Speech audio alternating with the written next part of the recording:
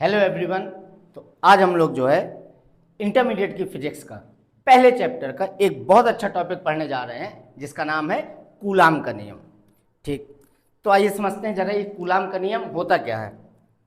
बहुत अच्छा और इंटरेस्टिंग और इंटरमीडिएट के बोर्ड वाले स्टूडेंटों के लिए बच्चों इम्पॉर्टेंट टॉपिक है।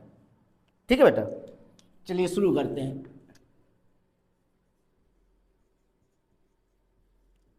तो हेडिंग है हमारी आज की कूलाम्स लॉ, यानी कूलाम का नियम। ठीक, अच्छा बच्चों, सबसे पहली बात आती है कि सर जी कूलाम का नियम किस टॉपिक से रिलेटेड है, किसके बारे में बताता है। तो बच्चों कूलाम का नियम, जैसे दो आवेश हैं तो दो आवेशों के मध्य लगने वाले इलेक्ट्रोस्टैटिक फोर्स के बारे में बताता है। फिर समझिएगा, कोई भी दो आवेश हैं, सपोज ये हैं दो आवेश, इनके बीच की कुछ दूरी है यार, तो इन दो आवेशों के मध्य एक इलेक्ट्रोस्टैटिक फोर्स लगता है। ठीक, उस इलेक्ट्रोस्टैटिक फोर्स का फॉर्मूला क्या होता है, किस पे डिपेंड करता है, कब बढ़ता है कब घटता है, ये सारी कहानी बताई थी किसने, कूलाम ने। और बच्चों कूलाम ने जो अपना नियम दिया था ये दिया था 1785 में। हालांकि बच्चों आपको सन याद करने की जरूरत नहीं है, अगर आपका मन हो तो लिखिएगा, ना मन हो तो ना लिखिएगा, कोई दिक्कत नहीं है। तो अब जब बोर्ड में इसे प्रेजेंट करेंगे, कॉपी में जब लिखेंगे, नोट्स बनाएंगे, तो सबसे पहले आप लिखिएगा इंट्रोडक्शन।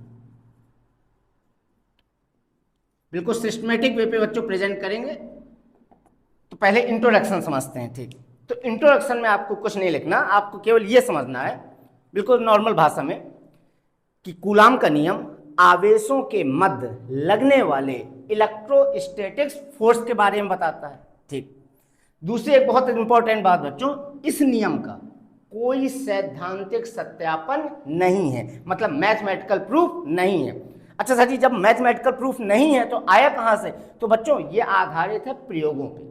किस पे आधारित है, प्रयोगों पे, या कह सकते हो प्रायोगिक प्रेक्षणों पे, ऑब्जर्वेशन पे आधारित है, एक्सपेरिमेंटल ऑब्जर्वेशन पे आधारित है।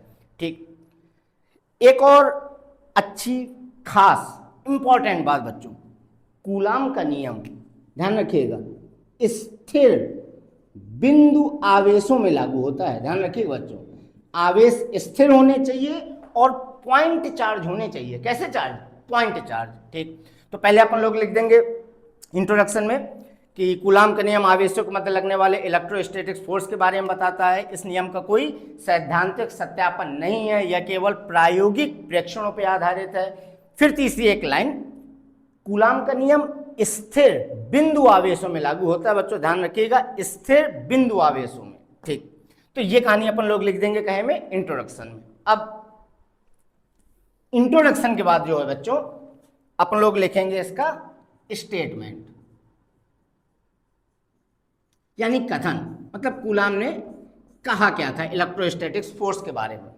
ठीक, तो जैसे बच्चों ये एक आवेश है Q1, पॉजिटिव भी हो सकता है निगेटिव भी हो सकता है। दूसरा एक आवेश है Q2, पॉजिटिव भी हो सकता है निगेटिव भी हो सकता है, और इनके बीच की दूरी है स्मॉल r। ये ठीक, अब बच्चों कूलाम कहते हैं कि आवेशों के मध्य लगने वाला वैद्युत बल तीन बातों पर निर्भर करता है। कितनी बातों पे, तीन बातों पे। आवेशों के मध्य लगने वाला वैद्युत बल, या कह दो इलेक्ट्रोस्टैटिक्स फोर्स, तीन बातों पे निर्भर करता है। कौन कौन सी तीन बातें हैं, तो देखो पहला पॉइंट, जो वैद्युत बल होगा वो आवेशों के परिमाण के गुणनफल के समानुपाती। ध्यान रखिएगा, कूलाम ने यह बात साफ साफ कही थी कि मेरे नियम में जो आवेश है, तो आवेश का खाली आपको मान लेना है, परिमाण लेना है, चिन्ह से कोई लेना देना नहीं है। इसी वजह से Q1 और Q2 में क्या लगा दिया जाता है, मॉड। मॉड का मतलब है बिना चिन्ह के लेना, मतलब खाली वैल्यू लेना है, आवेश की चिन्ह आपको नहीं लेना। ठीक, तो बच्चों पहला पॉइंट, आवेशों के मध्य लगने वाला वैद्युत बल आवेशों के परिमाण के गुणनफल के समानुपाती होता है। ठीक, ये हो गई पहली बात, इसको अपन लोगों ने नाम दे दिया इक्वेशन नंबर। अब आती है सेकंड बात, तो सेकंड पॉइंट में कूलाम कहते हैं कि ये जो वैद्युत बल होगा, आवेशों के बीच की ये जो दूरी है, आवेशों के बीच की दूरी के वर्ग के व्युत्क्रमानुपाती होगा। व्युत्क्रमानुपाती मतलब एंटी प्रोपोर्शनल, एंटी प्रोपोर्शनल यानी 1/, में होना चाहिए इसे, ठीक। फिर देखिएगा, आवेशों के मध्य लगने वाला वैद्युत बल आवेशों के बीच की दूरी के वर्ग के व्युत्क्रमानुपाती होगा, ठीक। ये हो गई दूसरी बात। ओके, इसको नाम दे देते हैं अपन लोग इक्वेशन नंबर सेकंड। अब बच्चों आती है तीसरी बात। तीसरी बात में कूलाम ने यह कहा कि आवेशों के मध्य लगने वाला जो वैद्युत बल होगा वो आवेशों को मिलाने वाली रेखा के अनुदिश लगेगा। फिर समझिए, आवेशों के मध्य लगने वाला जो वैद्युत बल होगा बच्चों, वो आवेशों को मिलाने वाली रेखा के अनुदिश लगेगा। इसका मतलब ये है, देखना, जैसे ये दोनों आवेश इस तरह रखें, मान लो दोनों पॉजिटिव हैं।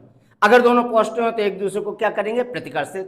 तो जब प्रतिकर्षित करेंगे बच्चों तो इसी लाइन में पीछे जाएंगे, और अगर प्लस माइनस होते आकर्षित करते तो इसी लाइन में आगे आएंगे। सपोज ऐसे रखे होते इस तरह, अब ये है प्लस, ये है माइनस, मतलब एक दूसरे को क्या करेंगे, आकर्षित।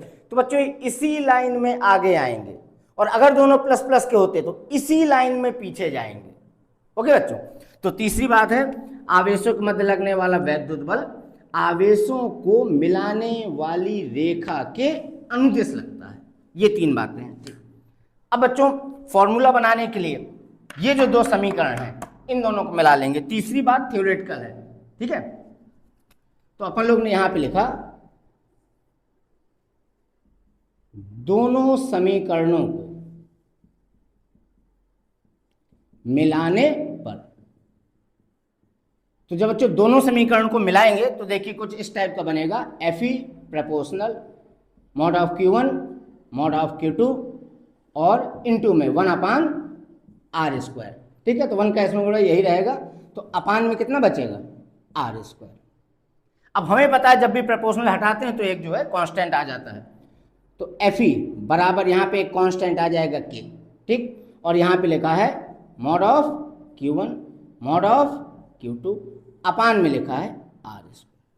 तो बच्चों ये है आवेशों के मध्य लगने वाले वैद्युत बल का फॉर्मूला कूलाम के नियम के अकॉर्डिंग। अच्छा एक चीज और बच्चों, जैसे के आया, के क्या है, आपने कहा के कांस्टेंट है, के का नाम क्या है, कूलाम नियतांक। के का नाम क्या है, कूलाम नियतांक। जहां के कांस्टेंट है और के का नाम है कूलाम नियतांक, ठीक।